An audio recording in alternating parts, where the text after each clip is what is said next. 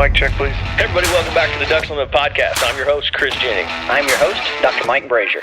My name is John Gordon. I'll be your host. And I'm your host, Katie Burke.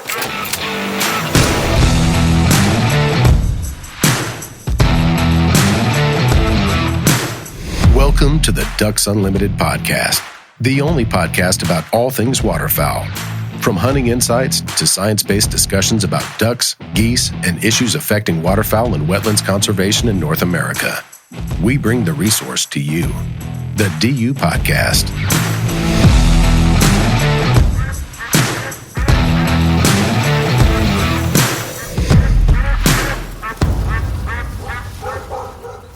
Hey everybody, welcome back to Ducks Unlimited Podcast. I'm your host, Chris Jennings. Joining me in studio today is my co-host, Dr. Mike Brasher. Mike, how are you? I'm doing well, Chris. You doing all right? It's a nice, doing all right. Nice little vest you got on there. Thank you. I'm glad it's not on video so people can't see. Also in studio with us today is Derek Christians, the coordinator of R3 Media and kind of the whole mind and brains behind the Campus Waterfowl program. Derek, welcome to the DU Podcast. Hello, Chris. Can I make a joke? Yeah. Reference to a movie. You said the whole mind and brains. Is there a difference between mind and brains? There is a movie reference where where the guy, there's a great line about there's a difference between mind control and brain control. Can anyone name that movie? I bet you Chris Isaac. Total Recall. Nope. Dinner with Schmucks. Dinner something. Do you know that? I don't know, but I'm kind of Why? I thought that was awesome.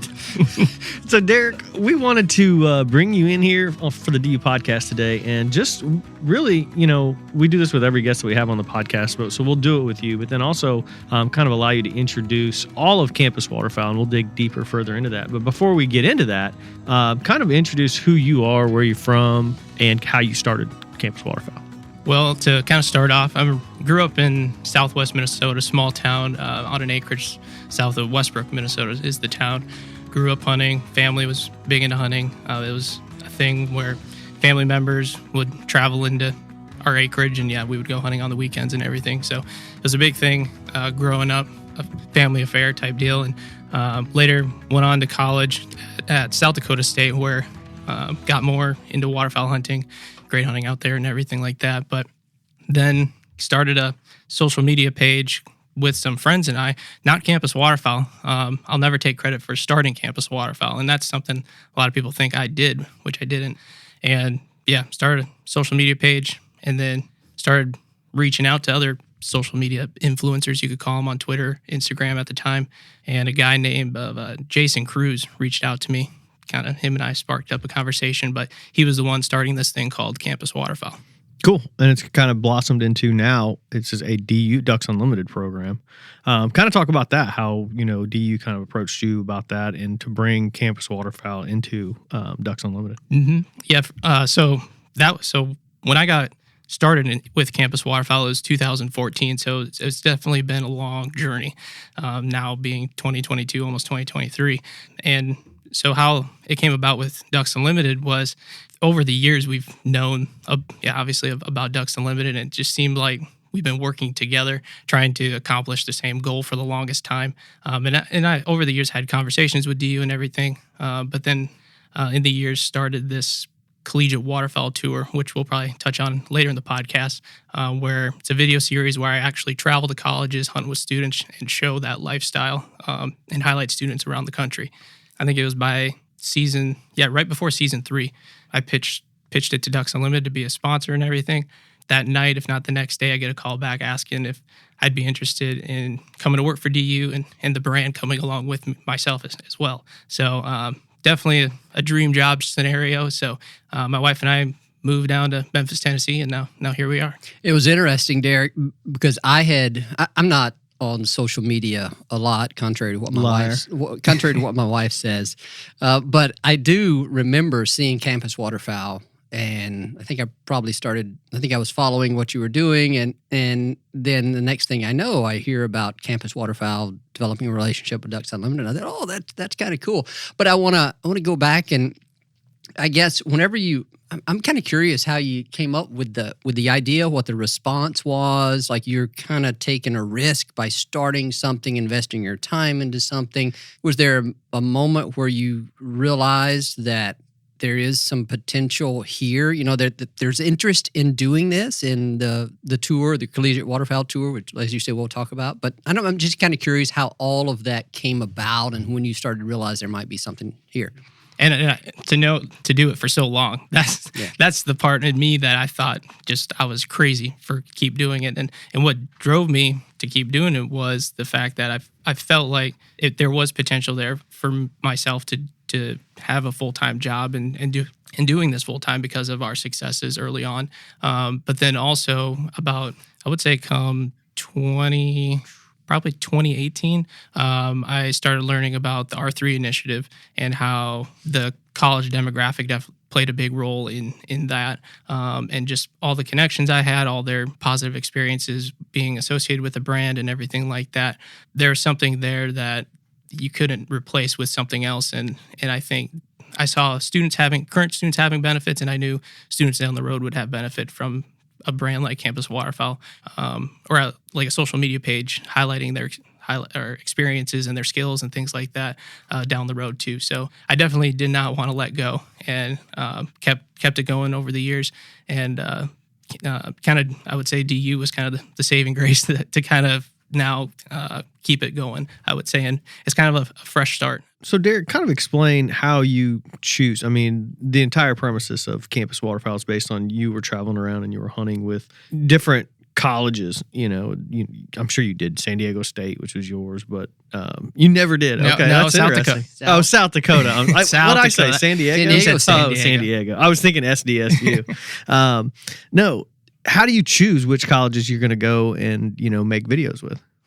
So a lot of the times it comes down to sometimes by sheer luck, getting a message on Instagram or whatever. But a lot of it comes down to just having pre-existing relationships with the students that have shared content over the years. A lot of the times I spark up conversations with them, and then we'll try to plan something out, maybe next season or the following season. And sometimes those plans will get canceled. And like, just for example, this weekend, I plan on going somewhere. I'm not sure where yet, and it's Monday. And sometimes, like, I've had it where I've booked my flight at 11 o'clock at night, and I fly out the next morning within 6-7 hours. Wow. Yeah. So, but when you joined forces with DU, once you kind of came under the Ducks Unlimited umbrella, that probably made it a lot easier due to the abundance of collegiate chapters that DU has. So you can kind of work through that network now, right? Oh, for sure. Yeah, that network of the collegiate chapters is huge. And I get to meet a lot of those students at the third term event here in Memphis during the summer. So I can kind of have some plans going into next season. And the Collegiate Waterfowl Tour, we travel to 12 colleges throughout the year. And not all 12 colleges are DU chapters either. So I try to make it about 50-50, because then it gives me a chance to highlight those chapters, but then it also gives me the opportunity to share with other students what Ducks Unlimited is doing, and they could potentially start their own DU chapter at their college. Yeah. I would imagine that you developed some friendships over the years through some of these efforts. Do you, I guess a couple of questions.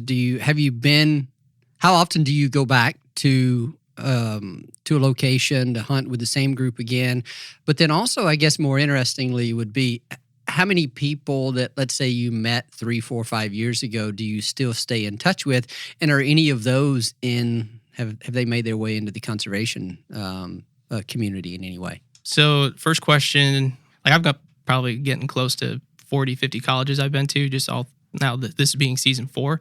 I've never gone back and hunted with another set of students, the same students. That's pretty cool. It's cool, but I wish I could kind of go back and go hunting again with these students, and that's something that I hope to do later on as we all kind of grow older and everything, because it is just a good time hunting together, and it's pretty laid back. Like, I take my job seriously, but when it comes to being there I make sure I'm present with them rather than just behind the camera the whole time. So it's definitely a good time, and hopefully I can take some of the requests, I get asked a lot of the time by students to come back, or maybe go fishing even, and so I hope to kind of go back sometime and do that. And then any of the folks that you met, do you now have an opportunity to interact with them professionally, let's say?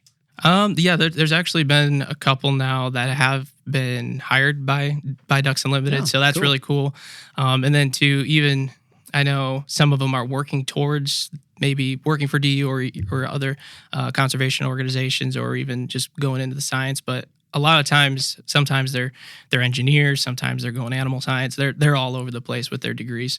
So I just try to be in contact with them, and if they are interested with becoming a photographer or doing this type of stuff, I try to help them as much as I can. So.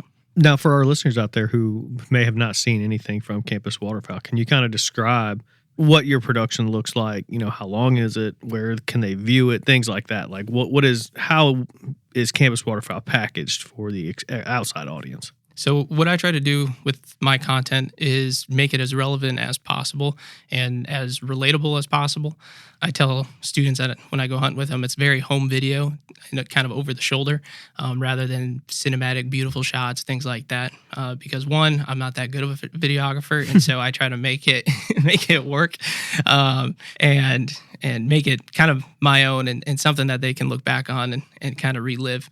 So for production timeline, say this weekend I go hunting, my turnaround time is next Tuesday. The following Tuesday, I post a podcast, gives the viewers and listeners a chance to meet the students firsthand, their backgrounds and things like that.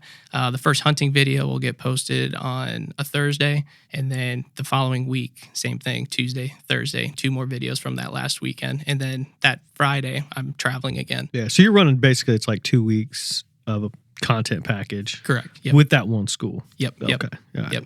And that's getting, like, the full length videos are getting posted on YouTube, and then I make a lot of TikTok, the vertical videos, and take photos and everything, and all that gets distributed on like Instagram, Facebook, things like that, to promote those YouTube videos. So when you go on one of these hunts, you go on site, you're blowing and going, you're nonstop collecting information, doing interviews, filming, all that. There's not a whole lot of downtime, is it?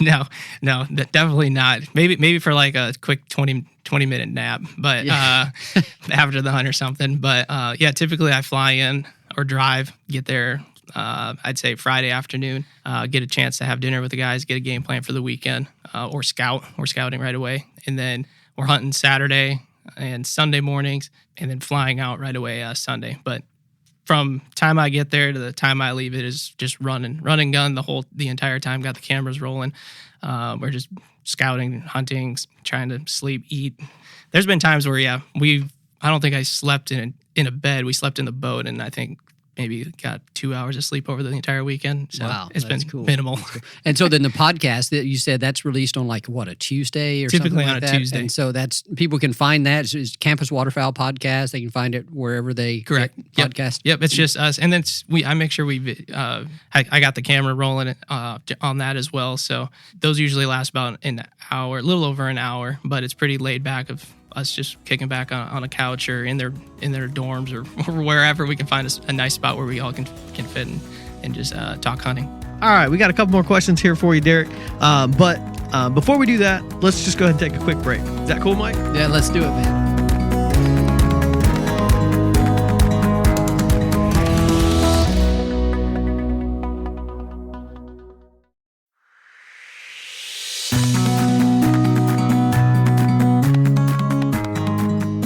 All right, we're back, everybody. We're here with Derek Christians he basically manages the Campus Waterfowl program. He's also the coordinator for R3 Media for Ducks Unlimited. Derek, before we cut to the break, I mentioned that we have some specific, I know Mike has a couple kind of research and science specific things that he wants to talk to you about with some things that you've done. But for me personally, I just want to know, what was the best hunt kind of collegiate trip that you've been on, and why was that? You can't make him say which one is best. You have to say best. You can't do that. I get this asked every weekend I go somewhere. You have some of the more memorable ones. No, the best one. I want to know the best one. Okay. So if you're looking at sheer numbers, it always comes down to early goose season. Yeah. Pretty much wherever I'm at. So South Dakota, North Dakota. We had a good season this last year in Wisconsin, but the top one was South Dakota, where the first day we got 71, and then the next day 55. Canada's, yeah. Okay. For early season. Now, what's interesting is on that specific hunt, does that relate to your audience on YouTube? Is that the most highly viewed video you have? It is, unfortunately. Okay. Yeah. No, I mean, hey, you said if that's the best, maybe other people view it the same way. No, people are attracted to numbers on YouTube and everything like that, and you make it. You kind of know going into it that it's probably going to do fairly well.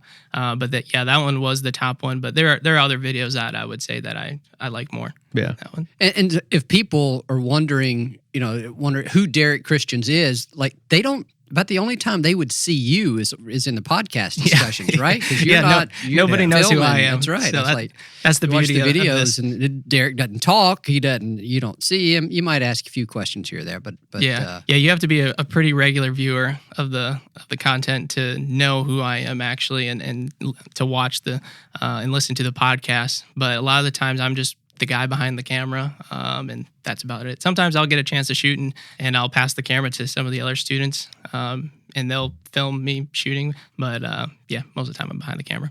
Well, I think what you're doing is really cool and engaging the younger hunting community. I think it's a time when a lot of people are really. They have the means, they have the independence, they have the time to explore that hunting interest. It develops into a hunting passion for a lot of people.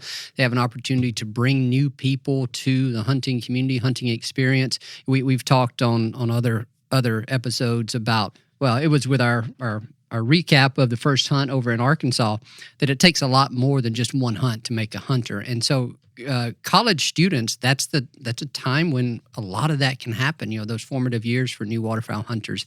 And so that's pretty cool that you're chronicling and documenting that across the country. One of the other things that you've used the platform for, and we had talked about it, as I began to learn what you were doing, and I forget exactly how it came about, but you and I began to talk about the opportunity to highlight some of the research and science that's being conducted also by college enrollees, college students, graduate students. And we talked this past year about what that would look like, and you shared an interest in it. And I said, well, let me put you in touch with a few people, and you kind of took that and ran with it. Tell us about that a little bit and identify a few, kind of highlight some of the places where you went and students you visited with. Yeah, for sure. So like you mentioned, I've kind of just over the years known that, grad students are doing a lot of cool things with waterfowl and just wetland research and everything, and asked the question if you knew anyone that would kind of at least be a good start with the fellowship program that DU offers. And so I got in contact with Brett Leach, who is a student at University of Missouri, and went down to Louisiana, where he was they were capturing blue-winged teal down there, and he was putting GPS transmitters on them for his research. Then later went to North Dakota to highlight Taylor Linder, who's doing research on grassland birds, and then also some of the University of North Dakota's research with Susan Feligi in the undergrads there. And then literally I think 2 days later, when I was there, I went to Colorado and met with Casey Seatash and highlighted some of her work that she was doing with a lot of just the diverse habitats around Walden, Colorado. So that was really cool. And I've never been exposed to that type of research or in the field, that type of stuff. So it gave me a chance to kind of start learning some of the jargon that they were using in the field. And then also, being able to share it with the Campus Waterfowl audience as well was really cool. And I'm happy now to have that content, because before there's not a lot of, not say clean shot videos, but just kind of home video, kind of like what I said, just raw videos of students out in the field explaining kind of what they're doing out there. So I saw a need for that and wanted to create that type of content. I thought it was pretty cool to have that on these different platforms. It's on. I saw some of the videos you posted on TikTok. I was a bit dismayed at some of the comments that people were posting on TikTok. They're like, "How about leave the birds alone?" And but says the guy that says I'm never on social media. but just because I was interested in the reaction to the to these episodes, but it gives you an opportunity to kind of educate people on how waterfowl research works, and the fact that yes, in order to study these birds, you have to get your hands on them in some ways, and their nest and document nest success, etc. All that stuff was, of course, approved and permitted and tightly controlled, yada yada yada. But it was interesting to see a lot of the comments come through. Do you notice a difference in, let's say, the audience that you're attracting on one platform versus the other? Whether you're able to discern that just kind of based on your understanding of the people, the people following you, or the comments. You notice anything like that? Well, I guess if you look at the algorithms and stuff based on platforms, they're fairly different on just the discoverability aspect of it. So TikTok versus Instagram, things like that. But the biggest thing that I took away from that type of content, because it was different to my audience compared to like just the hunting content that they see on a day-to-day basis, was that it didn't really respond to them as well as I thought it would. I thought the content would do better and things like that, but I just think duck hunters love to duck hunt, and so they just over the years never really thought about the research side of things as much, or didn't really care as much about as much detail as we went into with that content. Is it going to stop me from creating it? No, because it's brand new, and I expect them to kind of, there's a learning curve there, and it's content that they do need to know about. Yeah, and just like you described, there's one particular video, the hunt in South Dakota with the Canada geese, that's the highest viewed one for the Campus Waterfowl, or for the hunting settings. You're probably going to learn that there are certain types of research sort of projects, or what it is that you're presenting from that research project that's going to be more interesting and attractive to people. And so, I mean, I think it's great to have a perspective across all different types of research that we do. But yeah, you'll probably see that. Like little ducklings are really cute, and a lot of people like to see those. Rocket nets. Everybody loves I know everybody likes to see rocket nets. Transmitters are always a big thing. Transmitters, yeah. Rocket nets are kind of, you can't really. They can be controversial. Yeah. It's a bit of a sensitive topic, at least, or subject to put online, because of the potential for people to misconstrue what they're seeing. That's one of the main things. And not that there's anything controversial about the practice itself, but it's just, it comes with a certain requirement to communicate what's going into it, what are the permits, what are the regulations around it, and you just can't do that with a lot of the social media today. Yeah. So, even if you try, people aren't going to believe it. Yeah, and with that content too, it's that it doesn't perform near as close to, it doesn't come close to as good as it performs compared to the hunting stuff. But I know it is, like I said, it's new content, but people that are watching it are getting a ton of information in a 20-30 minute video that they'll be able to take and teach other hunters, or maybe tell their parents about. Maybe that's a field that they want to get into, and it's just good content to have on YouTube. That way it's there, rather than people finding maybe 20-year outdated content. Yeah, that's the thing that I kind of find myself thinking about and reminding myself sometimes, even with the podcast. It's more, the outcome from the work that we do in science and conservation communication is about more than just the metrics that we can attach to it, download or views or whatever it may be, because we also are trying to communicate reliable information and share opportunities, and make other people aware of the opportunities that may be out there in this career, and recruiting other people to our future generation of professionals. So there's a lot more in terms of the outcomes that we seek to achieve than just a few metrics. And some of those are hard to measure, outside the hard metrics, but nevertheless important. Have you done a hunt with the Mississippi State group? Come on, for Hail State. Mike's all. Don't let me down. Not. You have not? I have not gone to Mississippi State. I went to Ole Miss though. Yeah. Okay. Oh no. All right. Well, It looks like we're gonna have to set you one up with Mike's alma mater, and have to set you one up with my alma mater, Indiana State, the Fighting Trees, the Sycamores. Get you up there. May not be for a football weekend, but. Fighting sycamores. A sycamore tree is a good cavity producing tree. It is. Yeah, that's right. See, supporting the ducks all There the you way go. through. Yeah. So here's my, I just thought this out while we were talking. I thought this would be fun to do, because you guys both kind of reacted when I said what was the best hunt that you've been on. So as far as like outdoors, and this would be cool perspective for me to hear from you. So as far as like outdoors and hunting and culture, with the schools that you have done, let's create our Final Four, just like the college football man. playoffs.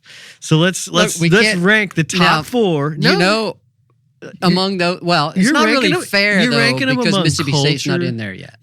That's true, but see, we can do this every year. Now we can have a show every Tuesday night. Rank the colleges. So, and it's not, you're not saying the best video or the best hunting Or the most birds harvested. The most birds harvested. We're not saying that. It's just kind of like, so let's have this set up on like Objective criteria. Let's bring some science. Yeah, to there it. you Is that go. where you're going? But I mean, like the hunting culture, like an outdoors. So let's say if someone's listening to this and they're that's like, totally subjective. whatever, and you're like, oh man, I think I want to go to school somewhere, but it's between South Dakota State and you went somewhere in like the UP, didn't you? Lake Superior State. Lake Superior State. Yeah. Okay, so like if you're just between those two, like, and this person's like a diehard duck hunter, diehard outdoorsman, what would be a better choice between those two? Those are probably two pretty tough ones because the UP is awesome for the outdoors, and South Dakota has just an abundance of opportunity. Fishing comes into play there Fishing, too. yeah. But I think if we set it up that way, for your top four, let's go ahead and do number 4, then 3, then 2, then 1.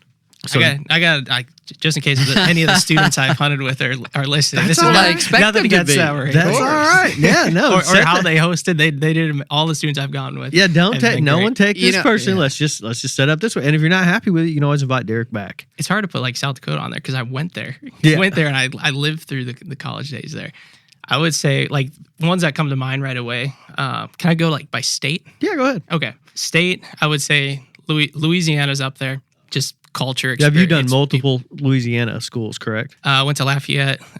Went down there with the Raging Cajuns. Okay. And then I'm going to LSU in January. Okay, for I thought late you season. had done the LSU one, but that's okay. Yep. No, I'll Okay. refrain. Yeah, from, I mean- I'll refrain from any jokes. I have a lot of friends in Louisiana's down in right up Baton there. Rouge, All right. know. All Yeah. right. No, the culture, the people. Yeah, that whole experience. At least like for me, from being from the north, the Yankee I am. Yeah, going down there, that was something. I would say. Chesapeake Bay was really cool. Mm-hmm. I went to Salisbury University. Okay, yeah. Went hunting with some students there. Just the culture, the area, Mm-hmm. the food. It was just an awesome experience. Very cool waterfowling historical absolutely. area. Yeah, for we sure. got to what was it? The Ward Museum. We went there while we were out there. So that was really cool. Anywhere out west? I would say anywhere out west, like just that kind of free range mountains, all that type of stuff. Like that is. Because you did Colorado, didn't you? Colorado, Montana. I'll be going to Idaho this January. What as well. schools out there? University of Idaho. University of Idaho. Okay. Yep. Yeah. We're going out there. Boise State's out there. I was gonna say that's what I was curious which Yeah. schools you were going to, but You're really non-committal on this. I know. fourth I one. know. I'm try going to to hold you to the fire here. No, right no. now we've got 2. I got to avoid that. We got the 3, ranking. don't we? No, it hasn't been LSU yet. That's Like right. it's all regions. Yeah, Oh, well, that's we're doing fine. regions? Well, he's doing it Regions, kind of by states. state. So like LSU, he's probably putting at 1. How many have you Let's done go. in Arkansas? 2 now. So when I was at Ole Miss, we hunted Arkansas. Yeah, I don't. We're gonna have to throw that one That out was the because that's like last weekend of crossing the state season last lines year. there. Yeah. But now, and then I was there for opener this last year or this season With Arkansas State. Oh, okay. Oh, okay. Cool. Yeah. Red Wolves. Is that right? I think that's right. I believe so. I have no idea. Yeah. Yep. Okay. Well, yeah. I mean, but Jonesboro there. that gives you a pretty good idea, and I think while I'm not going to necessarily hold you to your top 4, I think that'd be something kind of cool to do even online. I will say best food though. Best. Like, gotta be Louisiana. Well, you're from Dude, South Dakota. I had- You probably think ketchup's spicy too. yeah. No. I'll say. I'll rank food though. Okay, yeah. So I was in the UP, Sault Ste. Marie. Oh yeah. There was a very good whitefish sandwich at a local diner that we went to. Nice. I can't remember the place's name. I can get down with that. Super good, and it was fresh and everything. So That's probably one that of the was cool good. aspects. I mean, that's what I like to do when I'm traveling for magazine assignments and stuff. It's not just the hunting. It's like some of the duck diners and the food So especially. it's kind of some of the stuff you don't see on film, which is a shame. Yeah. But yeah, when I was at Salisbury with the students there, they run their own fishing charter, and so they had a plethora of seafood and deep sea fishing and everything. So they made some swordfish steaks while I was there. Nice. So that was awesome. But yeah, Louisiana too, cooking all the different foods there. So that Heck yeah. I was knew awesome. that one would be up there. Cool. Food wise. Yep. So kind of rolling on here. And one thing that our listeners may not have realized is, Derek has kind of shared the story of how Campus Waterfowl came into DU. But at that same time, when we brought Campus Waterfowl into DU, one of the most obvious and glaring Campus Waterfowl changes that people have probably seen in January of 2022 when the redesign of the magazine came out.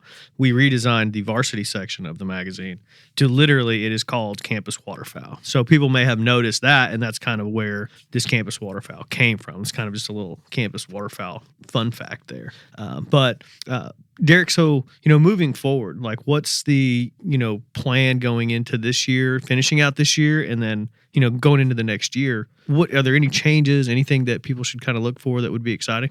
Nothing huge on the front end. I would say like we're going to keep delivering content and things like that, hunting with students and sharing their stories and things like that. Well, we always have our big collegiate waterfowl national championship in March, where we have the students vote on the best with quotation marks around it college school out there. So big shout out to North Carolina State for winning that last year. But it's 64 college bracket type deal. We'll have that again in March here. We're going to continue the Waterfowl Research Tour, and next season do the same tour, hunting tour and everything like that. But things that I kind of want to improve on is just building out that peer-to-peer kind of relationship that students can build amongst themselves through Campus Waterfowl, and helping students more directly with any questions or anything like that, or even providing some type of resource to them if possible to students, because just being in college and being a waterfowl hunter, it's not easy. There's a lot of demands now in the world that we live in today. And so any way I can help out with that, I hope I can and help maybe connect students amongst each other, because a lot of times I get asked by students about me coming out there and hunting and things like that. But I hope, and I should tell students now, like if they're listening, that now when you're in college is an awesome time to really travel and hunt with other students and connect with other students, because you can easily do the same exact thing that I'm doing, is where you just build a relationship with the students over the years, or a year or two or whatever, and just trade hunts, where a guy from South Dakota can come down to Arkansas and a guy from Arkansas goes up to South Dakota whenever the seasons allow and everything. So you don't have to pay the guide fees. You don't have to do anything like that. Yeah. So it's awesome where you can just go somewhere, hunt with students same age, and just have a good time and go hunting and build a relationship that'll just through a simple 2-3 days can build a relationship that'll last a lifetime. So, Derek, we're here in early December. Which upcoming hunt that you've identified thus far are you looking forward to the most? Of this season right now, I would say, and this is strictly just because of my hunting experiences, I'm looking forward to that Idaho hunt. I know the students mentioned too, whenever we travel to a college, I tell students we do a miscellaneous video, which is anything but just like the day of or the duck hunt that we do, or goose hunt. So I've gone deer hunting with students. We've gone fishing. We do a lot of duck recipes, but just anything not that duck hunt. And so the students out there said that's kind of the prime time for sturgeon fishing. And so I think we're going to be trying that as That'd well. Be fun. But yeah, cool. But don't quote me on that, because plans do change. And so if people listen to this and we don't have a sturgeon fishing video, we had to change of plans. I don't even know where all you're planning to go, but other than Idaho would probably been at the top of my list. That's pretty cool. So, someone obviously saw a need for this, and you or whoever it is that really started Campus Waterfowl, but why was there a need to come out with Campus Waterfowl? Yeah, so Campus Waterfowl, the reason why Jason started Campus Waterfowl was because he had a big presence on Twitter back in 2014 and all. But he started noticing back then where students used to post their pictures was students posting these big piles of pictures of birds and everything like that. And they weren't really getting the recognition that they deserved by the outdoor industry. And so to kind of start, Jason, he wrote an ebook, which was called the Campus Waterfowl Project, which I don't know if you can still find online now or not, but he highlighted 13 students around the country that were avid waterfowl hunters and everything, and had them give one tip and about waterfowl hunting that they would have. But that was kind of just the starting point, and I was lucky enough to be one of the 13 there. And after that, he then started the Campus Waterfowl social media pages on Twitter and Instagram. And Wesley Littlefield, who's from Rogers State in Oklahoma, he was the first intern to actually start managing the Campus Waterfowl Instagram and Twitter. And then I came on board after that, and then Logan Smith of Mississippi State. There we go. So one of I'm talking about. One of the original three, we called ourselves the founding fathers or whatever of Campus Waterfowl. But yeah, us three were the pioneers that kind of got it going back in the day, and then just ran it ever since. And yeah, cool. No, that's awesome. Is there anything else you wanted to ask, Mike? No, I think it's pretty cool. A really cool addition to our kind of portfolio of waterfowl wetland conservation efforts and science communication. It's great, man. Love seeing what you're doing, and love the opportunity to be a little small part of it every now and then. Yeah, it's exciting stuff. Derek, man, I really appreciate you coming on here, sharing Campus Waterfowl with our audience. Can you tell everybody where everyone can find Campus Waterfowl? They can find it on Instagram, Twitter, YouTube, Facebook, all the podcast platforms, things like that. It's just Campus Waterfowl. Cool. That's awesome. I'd like to thank our guest, Derek Christians, for coming on the show today and talking about Campus Waterfowl. I'd like to thank my co-host, Dr. Mike Brasher, for joining me in studio today. You're welcome. Thank you. I'd like to thank Chris Isaac, our producer, for doing a great job getting the show out to you. And I'd like to thank you, the listener, for joining us on the DU podcast and supporting wetlands conservation.